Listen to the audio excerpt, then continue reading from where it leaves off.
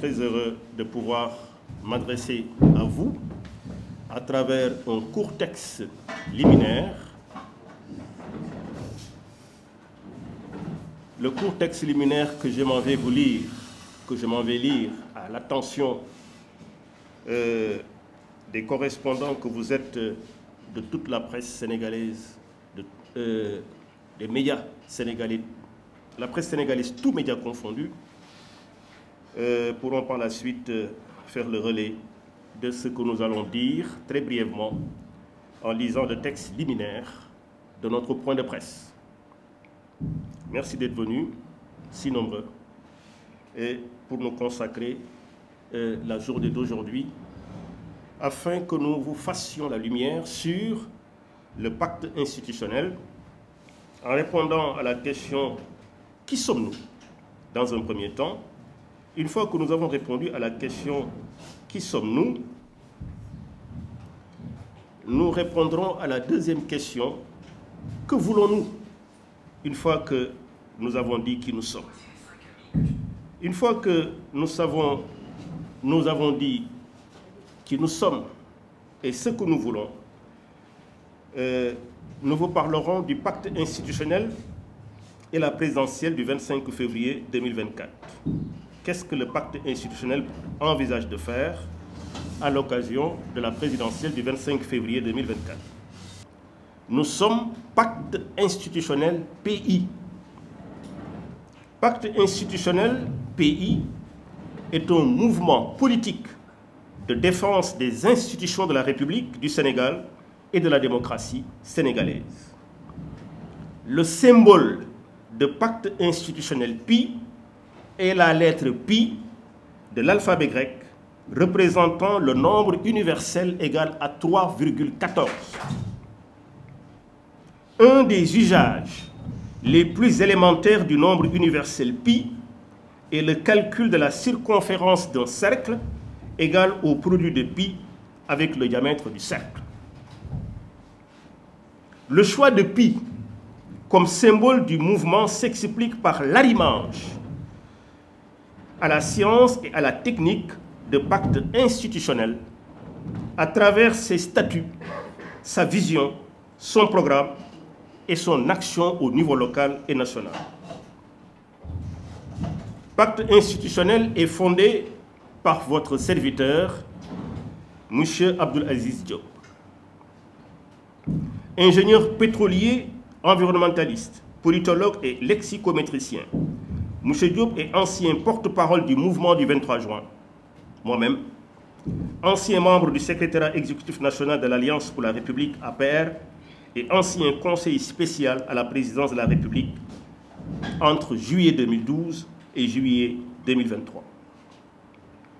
Abdoul Aziz Diop totalise, moi-même, un quart de siècle d'expérience politique et professionnelle, également répartie entre l'opposition 2000-2012 et le pouvoir 2012-2023. Que voulons-nous,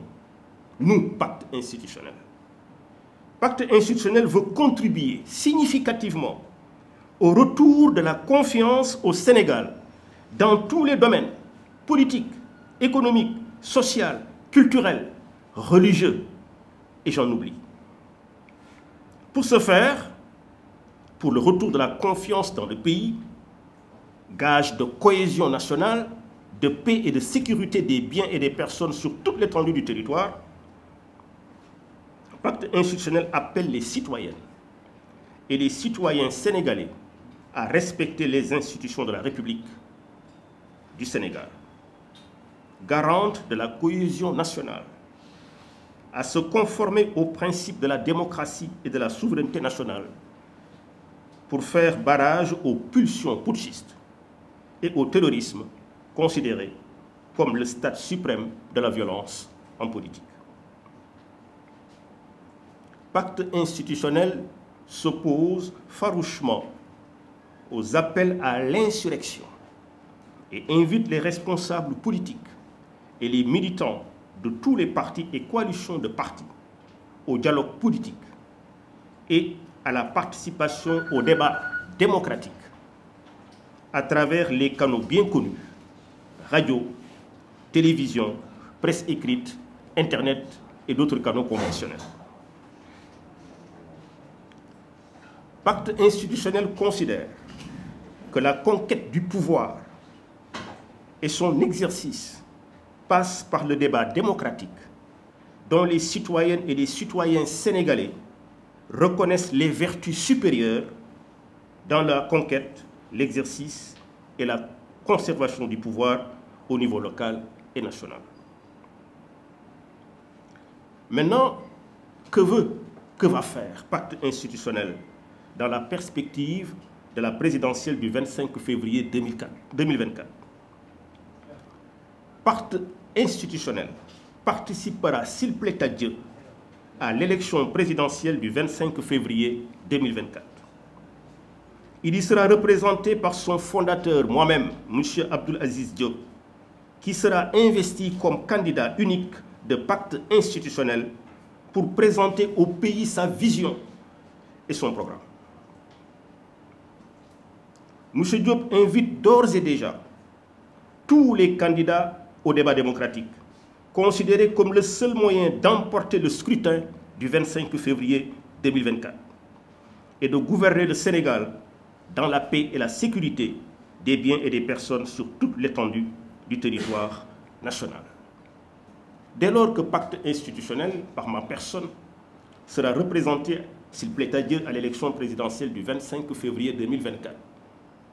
quel engagement le candidat que je serai par la grâce de Dieu fait? Engagement du candidat de pacte institutionnel à l'élection présidentielle du 25 février 2024. J'attire votre attention sur ce point précis du texte liminaire que je suis en train de lire. Le candidat de pacte institutionnel, M. Abdoul Aziz Diop, s'engage à relever durablement le défi de l'emploi des jeunes 2 ans et demi après son accession à la magistrature suprême. À cet effet, je répète, le candidat de pacte institutionnel que je suis, M. Abdoul Aziz Diop, s'engage à relever durablement le défi de l'emploi des jeunes 2 ans et demi après son accession à la magistrature suprême. À cet effet, le candidat propose à ses concitoyennes et à ses concitoyens l'appropriation de son slogan de campagne dont le libellé est le plein emploi dès 2027. Le plein emploi dès 2027, je le répète, le plein emploi dès 2027, le plein emploi dès 2027 et le slogan de campagne de pacte institutionnel représenté par Abdoul Aziz Diop, fondateur, investi par le pacte, pour, à travers, en s'appuyant sur sa vision, sur son programme, pour faire au pays des propositions garantissant le retour à la confiance, la paix et la sécurité des biens et des personnes dans une perspective de développement rapide. La participation à l'atteinte de cet objectif, à savoir le plein emploi dès 2027, passe avant tout par l'adhésion massive à Pacte institutionnel à travers notamment son site internet correspondant à celui de son candidat, M. Abdoul Aziz Diop. Le site internet, c'est vasipi.com. Vasi, comme si vous l'écriviez en langue française, avec VASY.pi.com. À travers le site, vous pouvez vous faire une idée sur le candidat de pacte institutionnel, vasipi.com, le candidat. Et pour adhérer, vasi.com, adhésion. L'adhésion à pacte institutionnel signifie la participation au niveau local et national à la mobilisation générale pour le plein emploi et le développement rapide du Sénégal à l'horizon 2035 en s'appuyant sur les 2 séquences politiques et démocratiques. La première séquence, premier mandat de 5 ans, 2024-2029, et la deuxième séquence, deuxième et dernier mandat de 5 ans, 2029-2035. C'est sur ces 2 séquences que Pacte institutionnel entend développer rapidement le Sénégal. Et que, à l'horizon 2035, arrivé à 2035, nous ne parlerons plus au Sénégal du fait de l'action, de pacte institutionnel au pouvoir, d'émergence tout simplement, mais plutôt de développement et de développement durable. Pourquoi? Parce que sur les deux séquences 2024-2029, puis 2029-2035, tout aura été mis en œuvre à travers une mobilisation générale de l'ensemble de la population sénégalaise, jeunes, moins jeunes, hommes et femmes, pour que, à marche forcée, nous atteignions en 2035 un stade de développement comparable à celui d'une puissance moyenne. Donc pacte institutionnel mooy kuréel gi nga xam ne nii ñun ci la ñu bootu kuréel googu fokk ñu wax ñun ñu ci bootu ñun ñooy ñan ñun ñooy comme ni ma ko waxee pacte institutionnel di mouvement boo xam ne ni dafay yëngu ci wàllu politique ngir Sénégal ay péncam ak ay kuréelam li tubaab tuddee institution képp ku yeewoo ci réew mi di wàccoog ñoom te nañu tëddee te buñ la joxoñee fa ngay jaar nga jaar fa ndax Sénégal yépp ñoom ñoo dëppoo mànkoo ci ni il faut que réew mi am ay kuréel il faut que réew mi am ay pénc yoo xam ne nii ñoom ñooy ñàkk suñu diggante ba jàmm ak salaam rek mooy dox suñu diggante moo xam ay góor lañu moo xam ay jigéen lañu moo xam mag lañu moo xam ndaw lañu.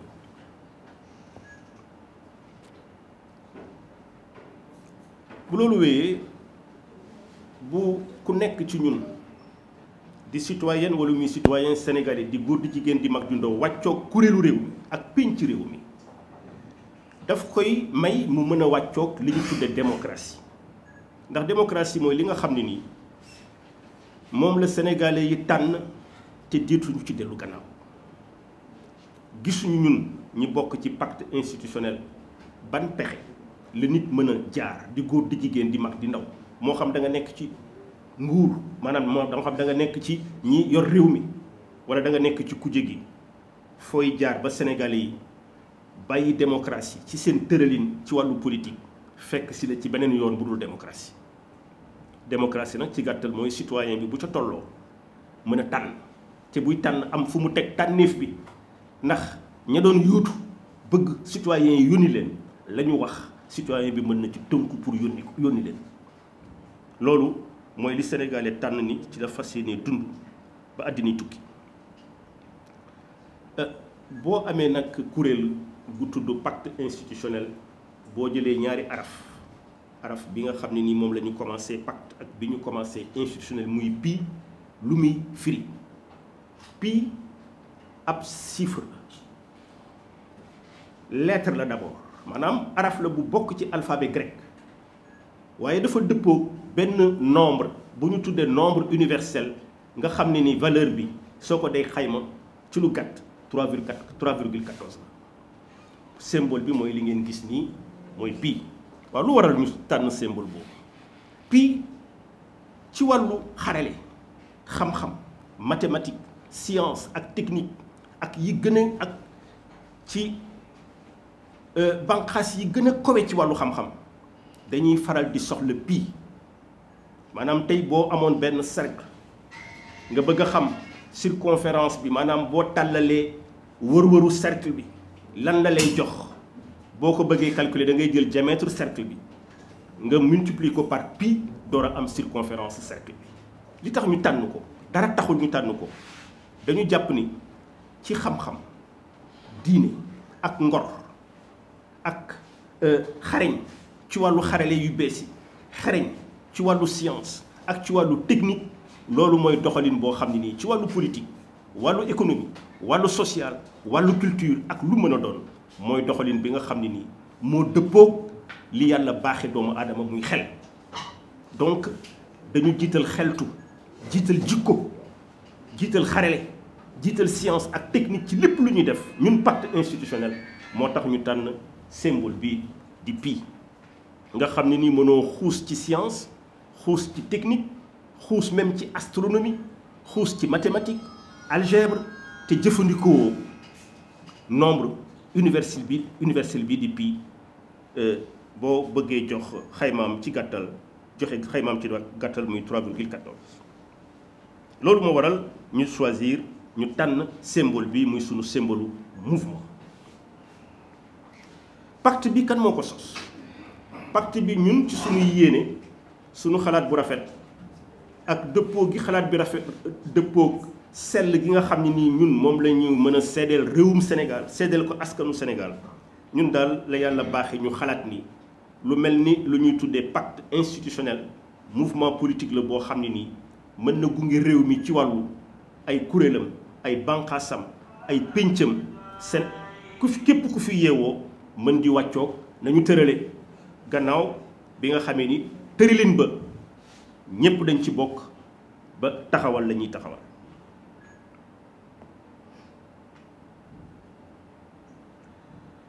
looloo tax ñu xalaat ko ñun ñi ko xalaat ba tey di ko waxtaanee ak yéen pour ngeen baaxe ko askan bi nga xam ne nii dañuy gestu léeg-léeg di xool yéen li ngeen di liggéey ak li ngeen leen di baaxee ci wàllu xibaar ñun ñu ko tànn man mi ko tànn may kan man may Abdoul Aziz Diop am na jamono ma nekkoon fi porte-parole du mouvement du 23 juin diiru atul lëm boo xam ne ni man maa yoroon micro central mouvement du 23 juin di ko joxe waaye lu jiitu ma nekk ci porte-parole du mouvement yi nekk président commission communication mouvement du 23 juin lu weesu lu jiitu loolu dañu bind ci xëtu journaux yi bokk ci ay débat télévision bokk ci ay débat rajo bind jébbal internautes yi ci internet wax ni réew mi bokk na ci lu ko mën a jox ndëgërlaay ci wàllu kuréel ak pénc ak wàllu démocratie mouvement du 23 juin ba bañ koy tuddee mouvement du 23 juin ñun bokk nañu ci def ñu ko xalaatal ba xalaat bi dëppoo ak ñi ëpp ci ñi nekkoon ci langue politique nekk ci syndicat yi di ay personnalités indépendantes ñoo xam ne nii bokkuñu ci benn syndicat wala ci benn parti politique fekk si ñu ci taxawaay boobu duma ci dellu si ndax mouvement du 23 juin ñi fi teew tey ñëpp daanaka ay témoins lañu ci mouvement du 23 juin. ma nekkoon itam membre de l'APR Alliance pour la République bokk ci secrétariat exécutif national nekkoon conseiller spécial à la présidence de la République maa ngi tekkil sama bopp ñaari ndombal tànk yooyu le 19 juillet 2023 jébbal ko président Macky Sall telu dem nag samp li nga xam ne nii mooy pacte institutionnel seq ko nag ak samay nawle yoo xam ne nii ëpp ma leen xam-xam gënuma leen judd gënuma leen ndey gënuma leen bàyyi waaye dañ ma baaxe rek laabire ma ñëw fekk si ma ci li nga xam ne nii moom laa seq ak yéen tey ci wàllu waxtaan di pacte institutionnel bokk na ci ki ma présenté nga xam ne nii moom moo yore communication mouvement bi di Serigne Saliou Ndiaye. maa bëgg a nekk président sénégalais yi assister ci débat démocratique bi nga xam ne nii yéen journalistes yi yéen a fagaru takk seen ndigg ni réew mi daal bala ñu ko jox nit dafay participer ci débat benn mu daanu kenn wóoruwu ko wala mu daan ñu wóoru ko waaye participer woo ci débat yore sa puissance financière maanaam am alal joo xam ne nii kenn xamul fu mu jóge yore ay véhicules yoo xam ne nii kenn xamul na nga def ba jënd ko ba pare état di la dooleel rax ci dolli jëli ay jumtuwaay baaxee ko benn candidat bàyyi candidat yi ci yëpp loolu du loolu mooy defar réew loolu yéen leen rek ngeen ko mën a bañee yoru leen ay fital di fital yoru leen ay yat di dóore yoru leen ay jaasi di gor yoru leen ay semmiñ di dóor mënu leen a saaga ndax ay journaliste ngeen yéen bu ngeen saaga àddina tukki mënu leen a xaste ndax seen métier moo leen tere ngeen xaste seen métier leen rek leen may lan moo xew ngeen ñi nang ma xew yem foofu bàyyi nag ki liir mu commenter boppam jël décision souverainement kon su ngeen dimbalee Sénégal ba lu mel ni pacte institutionnel tënku ci débat démocratique bi ngeen imposé Sénégal tey bu ñu ne woon coalition tel am na candidat coalition tel am na candidat indépendant yi ñii lañu li may ñaan presse sénégalaise bañ koo nangu tout média confondu mooy ñu xëy rek 25 février 2024 tabb koo xam ne dafa lànk ni du participer ci benn débat waaw ki ñu participer ci benn débat mooy ki nga xam ne ni nee na maa leen gën da ngeen di toog ma xelal leen da ngeen di toog ma defal leen li tax Sénégal sooxe ba mu amee indépendance ba léegi looloo ko waral mooy dañuy tabb nit def ko président te kenn du ko mus a gis mu toog weranteeg réew mi ña mu seqal réew mi ci débat démocratique yéen nag yéen a ko mën a imposer parce que loolu mooy tax confiance dellu si jàmm dellu si ci réewum Sénégal ñu mën ko jëmale ci kanam su ngeen ci farloo mu am su ngeen ci farloowul dañuy xëy rek ñu wutal ñu benn président te débat démocratique bu amee kenn du mën a imposer affiche kenn du ni ñii nga mën a nekk candidat ñii mën a ñoo nekk candidat parce que bari na ku xañ nañ ko mu nekk candidat fekk na ci dënnam la yàlla def kaddu yi delloo si confiance ci réew mi te itam ci dënnam la yàlla def xam-xam diine ak ngor gu bu ko doxalee àdd ceeg réewum Sénégal góor jigéen mag ak ndaw moo xam yaa ngi ci biir réew mi moo xam da nga bokk ci diaspora bi nekk bitim réew bu ñu ko doxalee 2027 ku bëgg a xëy ku xëyul yaa bañ a xëy waaye layu awma fu ma liggéeyee état bi joxewul liggéey dañuy jox liggéey ñi bokk ci pacte institutionnel bàyyi ñi ci des loolu wax yooyu jeex na duñu jox liggéey lu dul ku bokk ci parti sangam ndax parti sangam moo nekk ci bopp réew mi wala coalition sangam moo nekk ci bopp réew mi keneen duñu la jox liggéey loolu day jeex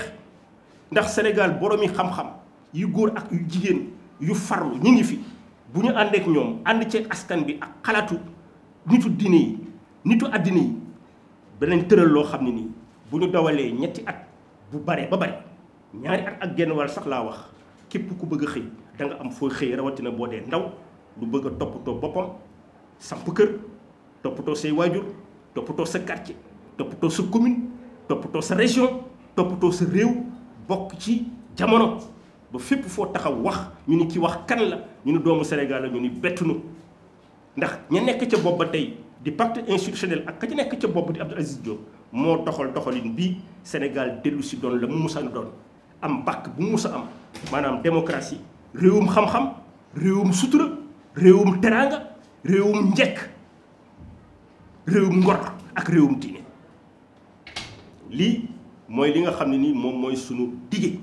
bu ñu dawalee ñaari at ak genn wàll gannaaw bu ñu tabbee président le 25 février 2024 naka la ñuy def ba àgg ca du ñu def beneen leneen ba àgg ca lu dul ànd ceeg li ñu tuddee ci kaw mobilisation générale nga xam ne nii mësul am ci réew mi ba mu moomee boppam ba léegi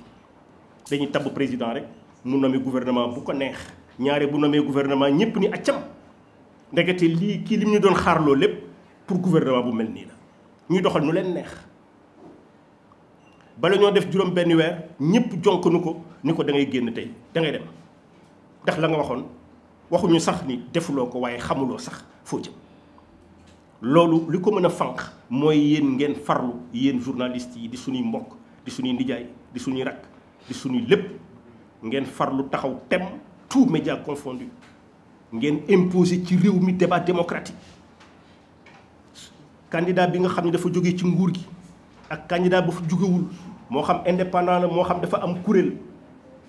ñu séq débat boo xam ne nii tolluwaayu Sénégal la ñuy waxtaane ak xar kanamu Sénégal ak naka lañu koy suqalee lu ca tukkee ci la askan bi sukkandiku pour tànn kii jiite Sénégal diiru 2024 2029 bu amul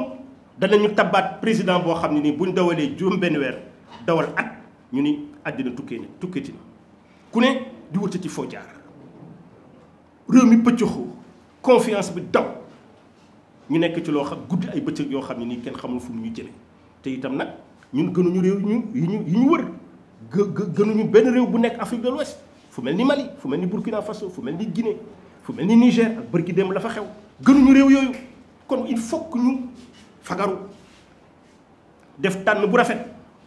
boo xam ne nii lu koy lal débat rek lay doon ñun débat la ñu woote képp ku bëgg a nekk président de la République ci jàmm ak salaam delloo si kóolute ci réew mi nangu la toog ak kii représenté pacte institutionnel élection présidentielle du 25 février woo naa ñëpp ci débat démocratique face à face dale ko ci candidat Benno Bokk Yaakaar ak candidat yi yëpp man Abdou Aziz Diop bu pacte institutionnel bootu ci mouvement politique boobu pour la défense des institutions démocratiques et de la démocratie sénégalaise et de la souveraineté nationale man mi bootu ci kuréel googu maa woote débat démocratique parce que jàpp naa ni mooy benn pexe benn yoon boo xam ne nii su ngeen ci ngoyee yéen ñi ngànk presse ci la Sénégalais yi di sukkandiku pour tànn seen njiital réew. ñaare débat démocratique saa yu ñu ci tànnee njiital réew lu baax lay doon loo xam dina mën a wàccoog ay diggé ma baamtu diggé bi gannaaw